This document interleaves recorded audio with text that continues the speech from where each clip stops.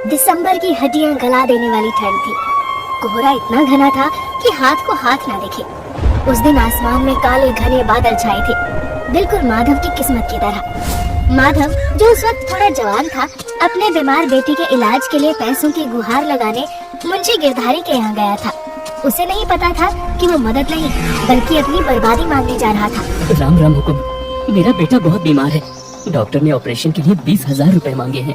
अरे माधव रो मत, हम तो बैठे ही हैं मदद के लिए। अरे यही तो हमारा काम है। देख रकम बड़ी है, फिर भी तो कुछ रखना पड़ेगा। मेरे पास कुछ नहीं है हुकुम, बस ये छोटा सा पुश्तैनी घर परिवार का सर छुपाने के लिए और जमीन का टुकड़ा है जो बंजर है। अरे कोई बात नहीं, ये ले, इन कागजों पर अंगूठा लगा दे। जैसे ही पैसे लौटाएगा जमीन तेरी है। बस इतना घबरा क्यों रहा है? लेकिन मुंशी जी, मुझे पढ़ना नहीं आता, इसमें लिखा क्या है?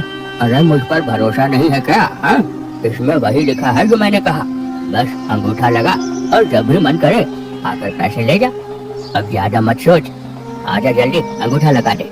माधव ने मुंशी को भगवान मानकर कोरे और कुछ लिखे हुए स्टैम्प पेपर्स पर अंगूठा लगा दिया था। मुंशी ने जानबूझकर ब्याज की दर इतनी ज्यादा लिखी थी जिसे चुकाना माधव के लिए नामुमकिन था। ये एक सोची समझी साजिश थी। अच्छा सुन माधव, चौक की ओर जा रहा है ना, तो बनवारी से 2 पान इलायची डलवा के लेके आ। अब जा। जैसा कहे हुकुम। माधव चला जाता है। अरे कितनी मेहनत लगती है इन छोटे लोगों को अपने जंगल में फंसाने में। लेकिन कोई बात नहीं, एक नई जमीन तो हथिया ली ना कौड़ियों के भाव में। राधापुर नाम के गांव में ठंड का मौसम आ चुका था। करारे की ठंड पड़ रही थी। गांव में माधव का टूटा फूटा पानी का ठेला खड़ा था। माधव ठंड से ठिठुर रहा था। उसने एक पुराना स्वेटर पहना था जिसमें कई छेद थे। आज तो लगता है शरीर का खून भी जम जाएगा। सुबह से सिर्फ 20 रुपए की बिक्री हुई है। अगर आज आटा और तेल का पैसा नहीं निकला तो सुनीता घर में घुसने नहीं देगी। तभी गांव का एक आदमी रमेश वहाँ से गुजर रहा था। अरे रमेश भाई, गरम गरम पानी पूरी खा लो। ठंड में मिर्ची वाला पानी पियोगे तो शरीर में गर्मी आ जाएगी। अरे हट, इस ठंड में तेरी सड़क छाप पानी पूरी कौन खाएगा? और सुन, वो मुंशी जी की कोठी के पास अपना ठेला मत खड़ा कर। वो बड़े लोग हैं, तेरे जैसे छोटे आदमी को वहाँ देखना भी पसंद नहीं करते। आया बड़ा शरीर गर्म करने। रमेश माधव को बुरा भला बोल के चला जाता है। माधव उदास होकर अपने ठेले को धक्का लगाता हुआ घर की तरफ निकल जाता है। एक कच्चा मकान था और उसकी छत से थोड़ी ठंडी हवा आ रही थी। माधव खाली हाथ घर घुसता है। सुनीता चूल्हे के पास बैठी थी और आग बुझा रही थी। माधव अंदर जाता है। पापा आ गए, पापा आ गए। पापा, गांव में मेला लगा है, मुझे भी घूमना है। मुझे मेले में ले चलो ना पापा। मेरे सारे दोस्त तो 2 बार घूम के आ गए। हाँ मेरा राजा बेटा, हम जल्दी वहाँ चलेंगे और खूब घूमेंगे। गगन, तू अपना मुंह बंद कर, इससे तो मैं बात करती हूँ।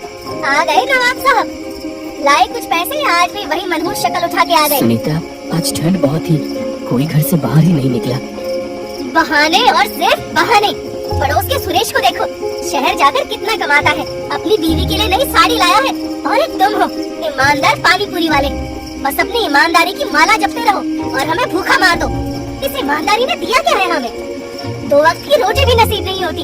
अरे जेब में 1 रुपया नहीं है और चले बेटे को मेला दिखाने। मैंने कोशिश की थी सुनीता, लेकिन वो मुंशी। बस उस मुंशी का नाम मत लेना, तुम्हारी बेवकूफी थी वो। मुंशी जी मेरे बाप दादा जैसे हैं, यही कहते थे ना। ले ली ना उसने सारी जमीन, अंगूठा लगवा लिया और तुम देखते रह गए। डरपोक हो तुम, एक हारे हुए इंसान। मैं लड़ रहा हूँ ना, देखना मेरे हालात समझो सुनीता। एक दिन वापस लाऊंगा अपनी जमीन। कब? जब मैं भूख और ठंड से मर जाऊंगी तभी बादल गरजने लगते हैं और जोरों की बारिश होने लगती है और घर की छत से पानी टपकने लगता है। तो मेरा इस कपकपाती ठंड से बुरा हाल है। गरम कपड़े खरीदने तक के पैसे नहीं है हमारे पास। क्या इसी दिन के लिए मुझसे शादी की थी? मुझे नहीं रहना इस नर्क में। मैं अपने मायके जा रही हूँ अपने बेटे को साथ लेकर। और अगर तुमने हम दोनों से मिलने की कोशिश की तो देख लेना, अच्छा नहीं होगा। तुम सड़ो यहाँ अपनी ईमानदारी के साथ। चल गगन। बिजली जोरों से कड़कती है और जोर की बारिश होने लगती है। माधव घर के पास खड़ा अपनी बीवी और बेटे को सामने से सामान ले जाते हुए देख रहा था। सुनीता, रुको सुनीता, मत जाओ। मैं कसम खाता हूँ आज से बहुत पैसे कमाऊंगा। मैं शहर जाऊंगा बेचने, वहाँ ज्यादा लोग होते हैं। तुमसे कुछ नहीं होगा माधव, तुम पैदा ही गरीब हुए थे और गरीब ही मरोगे। मुझे अपनी जिंदगी तुम्हारे साथ बर्बाद नहीं करनी। माधव की आंखों में आंसू आ जाते हैं। वो चुपचाप कोने में बैठ जाता है। अगली सुबह माधव मुंशी गिरधारी के यहाँ जाता है और मुंशी खटिये पे बैठकर चाय पी रहा था। मुंशी जी राम राम। अरे कौन है रे तू? दूर खड़ा रहा। अरे किसने इसे अंदर आने दिया? मालिक मैं माधव। अरे माधव, सुबह सुबह यहाँ क्या कर रहा है? पानी पूरी बेचने का समय नहीं हुआ अभी। चल अब जा। मजाक मत उड़ाइए मालिक, मेरी बीवी मुझे छोड़ के चली गई। वो जमीन, वो कागज वापस कर दीजिए, आपकी बहुत मेहरबानी होगी। मैंने तो उसे सिर्फ कर्ज के बदले गिरवी रखी थी, बेचने के लिए नहीं। अरे बड़ा भोला है रे तू माधव, कागज पढ़ना आता है तुझे? नहीं ना? उस पर साफ लिखा था कि अगर 6 महीने में पैसे नहीं दिए तो जमीन मेरी। अब वो कानूनी तौर पर मेरी है। अब जा, जो करना है कर ले। अबे बंसी पान ला मेरा। सुबह सुबह दिमाग का सत्यानाश कर दिया इस मनहूस ने। बंसी पान लेके जाता है। अरे मुंह क्या देख रहा है? निकल इधर से। अबे चिवना क्यों इतना डाला बे? हट। ऐसा मत कीजिए सरकार, मुझे कहाँ इन सरकारी चीजों के बारे में मालूम होगा। मैं अनपढ़ हूँ मुंशी जी, तरस खाइए, मेरे परिवार उजड़ गया है। वो जमीन मेरे पुरखों की निशानी है, मैं बर्बाद हो जाऊंगा मुंशी जी। अरे सत्यानाश हो तेरा, तूने छुआ कैसे मुझे रे सत्यानाश? अरे हट। अरे बंसी कालू मूंगा दीना, जल्दी आ, निकाल इसे मेरे दहलीज से। चल हट। छोटा आदमी और बड़ी बातें। खबरदार जो दोबारा मेरी हवेली की तरफ देखा भी। निकल यहाँ से मूंगा, जल्दी बाहर फेंक इसको। मुंशी के आदमी माधव को धक्का मारकर बाहर निकाल देते हैं। वहीं गांव के कुछ लोग ये सब नजारा देखकर माधव को ताने मार रहे थे। एकदम ठीक किया मुंशी बाबू ने। अरे देखो तो इसका दिमाग कितना चढ़ गया है। मुंशी बाबू के घर तक आ गया। अबे माधव, होश में आजा, अभी भी वक्त है। और देख लिया ना, मुझे बोलता था ना कि तेरे साथ धंधा नहीं करूंगा, तेरा काम 2 नंबर का है। अब देख, ईमानदार आदमी की औकात यही होती है। पैरों की धूल, न बीवी रही और न घर। इतने भी निर्दयी मत बनो सुरेश बाबू, समय की मार है। लेकिन एक बात याद रखना, जब ऊपर वाले की मार पड़ती है तो अच्छे अच्छे लोग जीवन के नियम सीख जाते हैं। मैंने हमेशा अपना धंधा ईमानदारी के साथ किया है और उस पर अभी भी कायम रहूंगा। वो काली रात, समय बीतता गया। माधव मुंशी के कर्ज के बोझ तले दबता चला गया। वो साल की सबसे सर्द रात थी। सुनीता माधव को छोड़कर चली गई थी। माधव सुन्न हो चुका था। उसने ठान लिया कि वो अब अपनी कीमत साबित करके रहेगा। वो तूफान में भी अपना ठेला लेकर निकल पड़ा था। बारिश की बूंदें सुई की तरह चुभ रही थी। पानी पूरी बाबूजी, पानी पूरी। रात के 8 बज चुके थे। ठंड से उसका शरीर नीला पड़ रहा था। तभी उसे एक ग्राहक मिला जिसने 20 रुपए की पानी पूरी खाई। साहब, गलती से आपने 20 की जगह मुझे 50 का नोट दे दिया है। अरे भाई, बहुत खुददार मालूम होते हो। मैंने जानबूझ के दिया था, देखना चाहता था तुम्हारी नीयत। अब रख लो इसे अपने बड़े भाई का प्यार समझ के। शुक्रिया साहब। इधर सुनीता को अपने मायके में माधव की कमी खलने लगी थी। एक दिन सुनीता ने गगन से पूछा, गगन, बाबा की याद आती है? हाँ माँ, बहुत। चलो ना माँ बाबा के पास। मुझे भी बेटा, शायद मैंने गुस्से में उन्हें ज्यादा ही बुरा भला कह दिया। लेकिन देखना, कल जब हम वहाँ पर उन्हें बिना बताए जाएंगे तो वो कितना खुश होंगे। मैं उनसे माफी मांग लूंगी, देखना वो मुझे माफ कर देंगे। हाँ माँ, मैं भी बाबा से माफी मांगूंगा। अब जा और जल्दी से नहा ले, फिर सामान बांधते हैं। उस दिन बाजार में बहुत भीड़ थी, लेकिन माधव का ठेला सूना पड़ा था। गांव के रईसजादे रमेश और सुरेश वहाँ से गुजर रहे थे। ओए छोटे, जरा रास्ता छोड़। तेरी यही टूटी खटारा गाड़ी हमारी बड़ी सी मोटरसाइकिल के सामने अच्छी नहीं लगती। अबे हटा इसे। बाबूजी, मैं साइड में ही खड़ा हूँ। गरीब आदमी हो, पेट पाल रहा हूँ। गरीब नहीं, तू छोटा आदमी है। तेरी औकात बस इतनी है कि तू हम लोगों के जूते साफ करे। कर्ज तो चुका नहीं पाया, अब सड़क पर गंदगी फैला रहा है। अरे हट यहाँ से। बाबूजी, मैंने किसी का क्या बिगाड़ा है? मुझे छोटा मत कहिए, मेहनत ईमानदारी की खाता हूँ। मेहनत?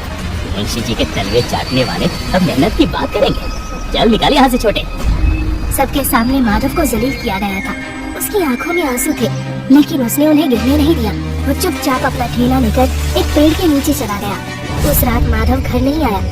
उसके मन में बस एक ही बात घूम रही थी कि कैसे अपने परिवार और जमीन को वापस लाए। उस दिन साल की सबसे सर्द रात थी।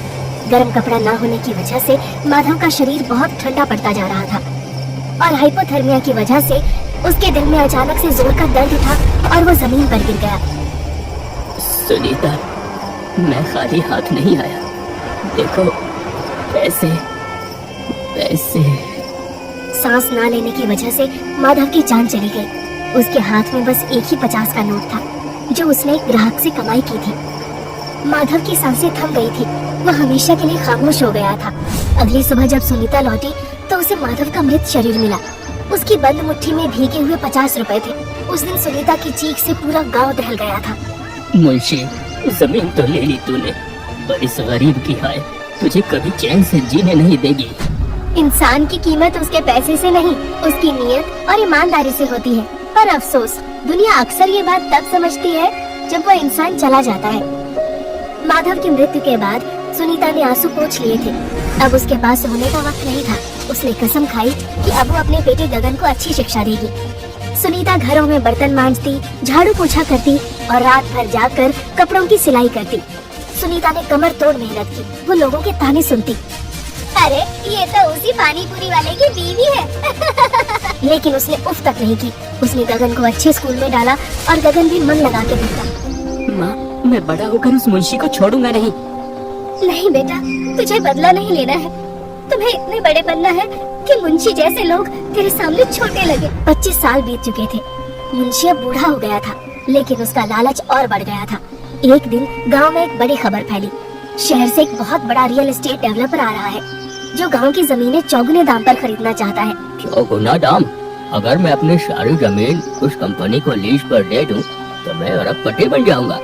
मुंशी तुरंत रियल एस्टेट डेवलपर के ऑफिस में फोन लगाता है और अपनी जमीन को लीज पे देने के लिए बात करता है। अगली सुबह उसी कंपनी का प्रॉपर्टी एजेंट मुंशी के घर पहुंचता है। नमस्कार मुंशी जी, बहुत मुश्किल हुई आपके घर पहुंचने में।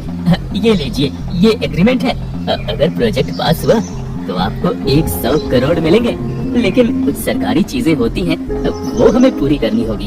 अरे सब मैं समझता हूँ, तुम कर लो जो फॉर्मेलिटी तुझे करना है और जल्दी से काम चालू करवा लो।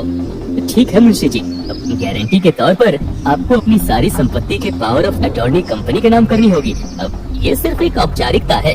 Power of attorney? अब अच्छा वो सब कर लो, लेकिन अब मेरे बैंक का अकाउंट नंबर जरा ध्यान से लिखना। पैसे टकाटक उसी में आने चाहिए लल्ला, समझ गए ना? अब जल्दी लाओ, कहाँ दस्तखत करने हैं? मुंशी ने बिना पढ़े साइन कर दिया। उसे याद नहीं रहा कि 25 साल पहले उसने माधव के साथ भी यही किया था।